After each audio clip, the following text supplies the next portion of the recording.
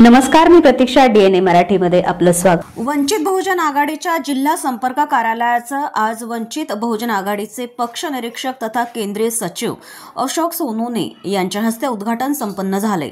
यावेळी वंचित बहुजन आघाडीचे राज्य उपाध्यक्ष प्राध्यापक नागोराव पांचाळ, भारतीय बौद्ध महासभेचे राज्य संघटक भीमराव तायडे, विभागीय प्रशिक्षक प्राध्यापक सुरेश शेळके, नवनियुक्त जिल्हाध्यक्ष प्रमोद कुटे, महिला जिल्हाध्यक्ष सुनीता साळवे, युवक जिल्हाध्यक्ष गणेश गाडे, जिल्हा महासचिव शिवाजी वाकळे, शहराध्यक्ष मुदस्सीर असरार, माजी जिल्हाध्यक्ष तुकाराम भारती, दिलीप मोरे, महासचिव मुजफ्फर खान, धम्मपाल जोंटक्के, बीजे खंदारे, मधुकर बनकर सहपक्षाचे प्रमुख पदाधिकारी व कार्यकर्ते उपस्थित होते.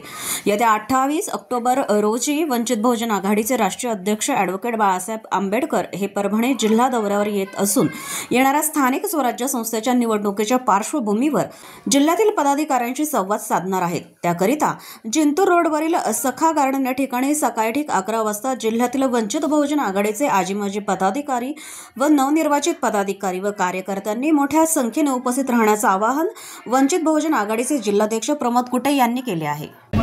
ऑक्टोबर 2025 रोजी सन्माननीय अशोकभाऊ सोनोने आज जिल्ह्याचे निरीक्षक म्हणून त्यांच्या हस्ते वंचित बहुजन आघाडीचं जनसंपर्क कार्यालयाचं ओपनिंग झालेली आहे.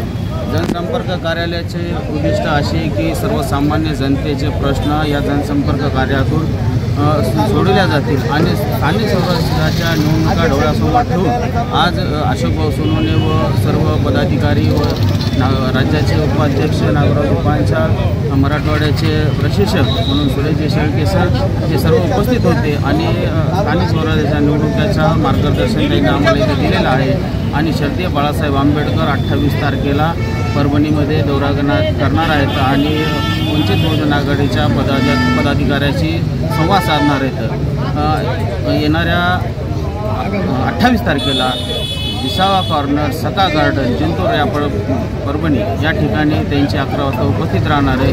सर्व वंचित बहुजन आघाडीच्या कार्यकर्त्यांना, आजी माजी पदाधिकाऱ्यांना, अनौनिचित कार्यकर्त्यांना विनंती करतो, पदाधिकाऱ्यांना विनंती करतो की आपण 28 तारखेला सकाळी 11 वाजता सका गार्डन या ठिकाणी उपस्थित राहा.